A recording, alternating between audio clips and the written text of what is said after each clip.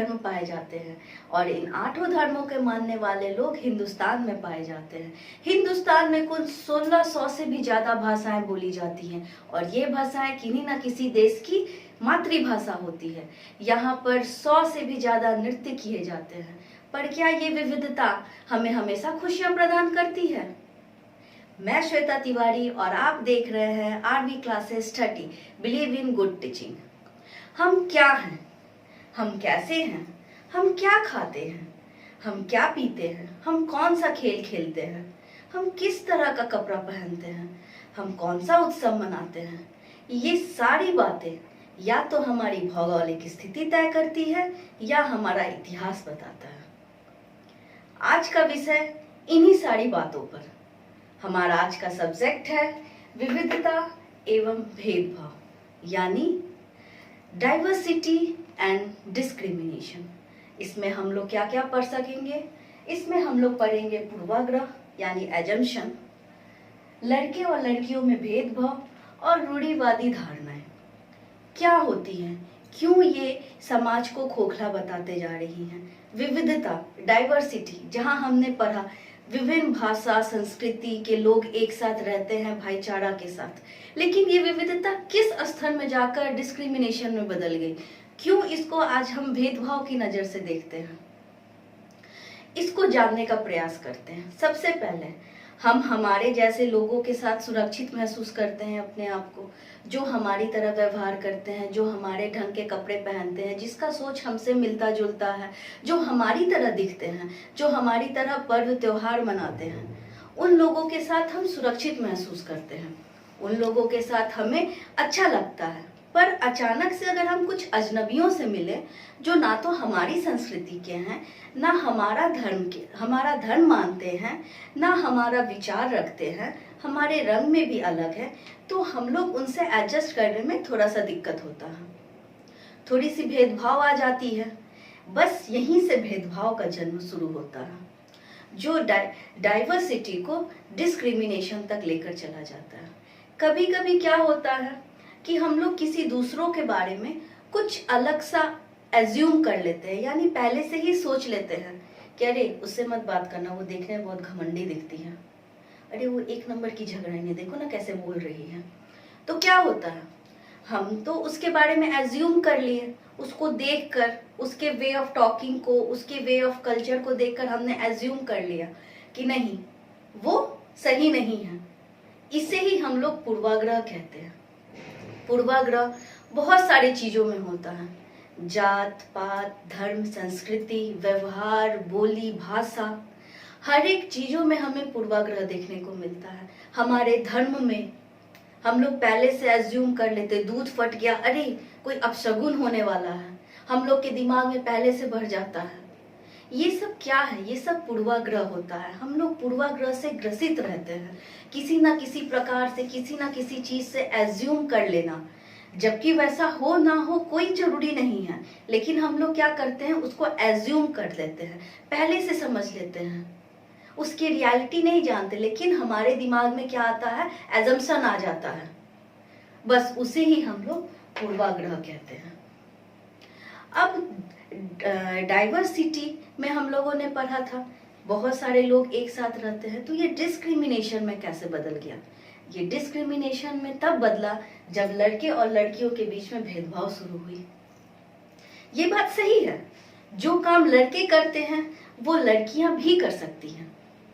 जो आजादी लड़कों को मिलना चाहिए वो आजादी लड़कियों को भी मिलनी चाहिए। शिक्षा का अधिकार, नौकरी पाने का अधिकार, समाज में उठने का अधिकार, सब में लड़कियों को बराबरी का दर्जा देनी चाहिए।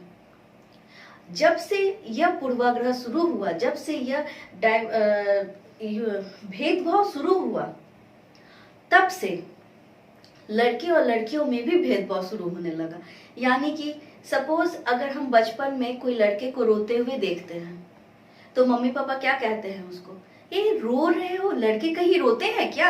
लड़के तो बहादुर होते हैं, लड़के तो बलशाली होते हैं, वो रोते होते नहीं है, ये कमजोर का आदत है, लड़कियां रोती हैं, लड़के तुम लड़की हो कि रो रहे हो, ऐसा बोलते हैं। और वो लड़के के दिमाग में घर करता चला जाता है, वो सोचता है हाँ रोना कमजोरी दिखाता है, हम रो नहीं सकते। उसे बहुत दर्द होता है, तभी वो आंखों से आंसू निकालता है, वो भी सबके सामने नहीं, अकेले में। क्यों? क्योंकि बाद में कोई उसका मजाक ना उड़ा सके, खिल्ली नहीं उड़ा सके कि अरे ये तो रो रहा था। ये होता है, हमारे दिमाग में पूर्वाग्रह बस भरना शुरू हो जाता है, लड़कों के दिमाग में पूर्वाग्रह भरना शुरू होता है। क्या? कि हम लड़के हैं, हम रो नहीं सकते, कमजोर होती हैं लड़कियां, इसलिए वो रोती हैं। तो रोना यहाँ पे डिस्क्रिमिनेशन कर दिया। लड़कियां रोती हैं, लड़कियां कोमल होती हैं, लड़कियां नाजुक होती हैं। वास्तव में लड़कियां कोमल होती हैं, लड़कियां नाजुक होती हैं, लेकिन इससे डिस्क्रिमिनेशन कर देना गलत बात होती है। आज भी भारत इतना डेवलप होने के बाद भी बहुत से जगह पर है जहाँ पर लड़कों को पढ़ाया जाता है, लड़कियों को बंद कर दिया जाता है।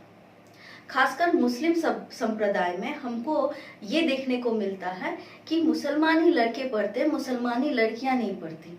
लेकिन अगर हम आंकड़ों की बात करें तो मुसलमानी लड़कियां केवल वही नहीं पढ़ती जिनके परिवार गरीब होते हैं, क्योंकि आज मुसलमानी लड़कियां भी कदम से कदम मिलाकर चल रही हैं। हिंदुस्तान में मुसलमानों की भी स्थिति बहुत अच्छी है, यहाँ की भी लड़कियां कदम से कदम मिलाकर चलती है, चाहे वो किसी भी धर्म का व्यक्ति क्यों ना हो, किसी भी संप्रदाय का व्यक्ति क्यों ना हो। यहाँ पे हर एक लड़की को आगे बढ़ने का अधिकार है। इसके अलावा हम देखते हैं, अगर हम लोग पश्चिम की ओर यानी वेस्ट साइड में चले जाएं, तो लड़कियों को शुरू से ही घर गृहस्थी के काम में रखा जाता है। लड़कियों को बता के रखा जाता है कि तुम्हें चौका बर्तन करना है, तुम्हें घर साफ करना है, तुम्हें अपने बड़ों का सम्मान करना है। बड़ों के सम्मान से मुझे याद आया, अभी हाल की ही घटना है ये। रोनाल्डो फेमस फुटबॉलर है, उनसे पूछा गया, एक रिपोर्टर ने पूछा कि आपने अपने बेटे को आईफोन देने से मना क्यों कर दिया। रोनाल्डो ने कहा, मैं अगर देना चाहता हूं तो उसे कुछ अच्छी शिक्षा देना चाहता हूं। ये जरूरी नहीं कि माँ बाप बच्चों की हर एक इच्छा पूरी करें, हर एक शौक पूरा करें। मैं बस उन्हें एक अच्छी शिक्षा देना चाहता हूँ ताकि वो अपनी मनचाही चीज खुद से खरीद सके।